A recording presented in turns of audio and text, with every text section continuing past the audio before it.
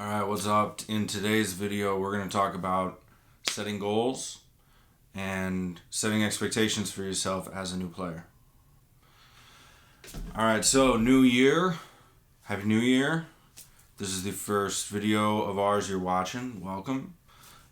Today, I'm going to take the opportunity to do a quick video here on just setting goals, managing goals as a new player. I know when I was teaching private lessons, that was one of the first things we would cover in any of my lessons was what to expect and how to set a goal for what it is you want to accomplish, right? What type of player you want to be, the types of tones that you have in your head, and you know what got you inspired to pick up the instrument in the first place. So one of the things that was always brought up in my private students was typically, all right, half the school year's gone. There's going to be a talent show in the spring. I want to play it.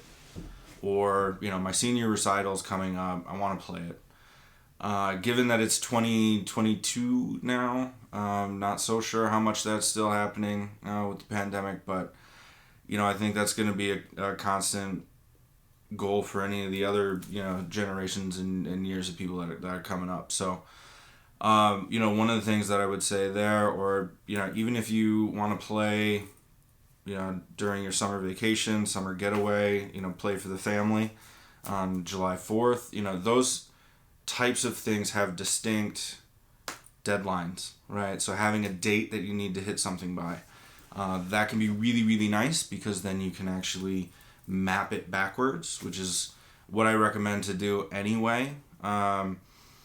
And give yourself more time than you think you would need when when you're thinking of doing that. So if you're gonna do a talent show, you got to figure out, all right, I want to play this song.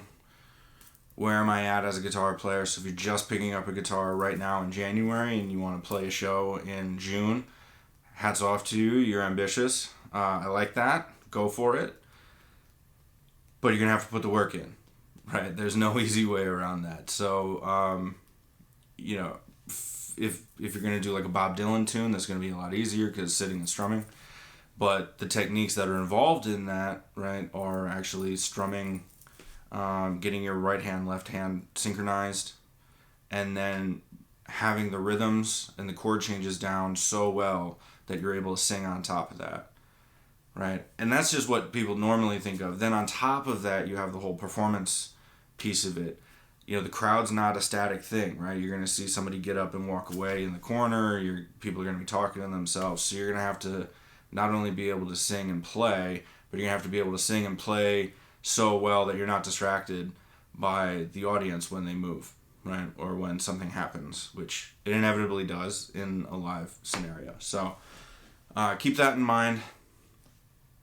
Now, one of the things that a lot of teachers won't tell you,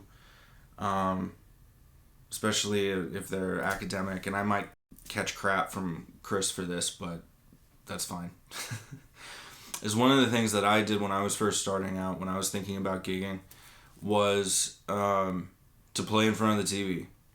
I mean, I did the work without the TV, right, to get everything synchronized, but to really put distractions in front of me and to get it to a point where I could perform without being totally distracted by other things happening. That's the analog that I did, right? You put on a basketball game, you put on History Channel, or you know whatever it is you choose, a YouTube video, whatever, and just run through the song 5, 6, 7, 10 times. And make sure that all that extra sound, all that extra visuals doesn't prevent you from executing that song perfectly. So that's one idea. Now, if you're picking up the guitar because you like a particular guitar player, a lot like, you know, that's how I got started. That's how most of us got started. You know, if you're going from zero and you want to play like Eddie Van Halen, or you want to play like John Petrucci, Tosin Abasi, that's gonna be a long road, right? For me, it was Kirk Hammett. I wanted to be Kirk Hammett and James Hetfield of Metallica. And then, of course, Zakk Wylde, Dimebag, all those old school metal guys. And you, just like the previous example, right, you need to map out what are the actual techniques that I need to do. So even if it was for Eddie Van Halen or, any of those classic rock, metal, even some of the, newer advanced metal guys, Lee McKinney, Jason Richardson, any of those guys, pick a technique. First off, get your right hand, left hand synchronizing. Get that finger independence, especially for the modern, metal stuff. You're going to be soloing. Get some scales under your hands, and then pick a particular song. One song that sounds simple. Now, one of the problems with sounding simple is that they're usually not. The simple ones tend to be harder than usual, but just pick one. Whatever one it is that inspires you to play.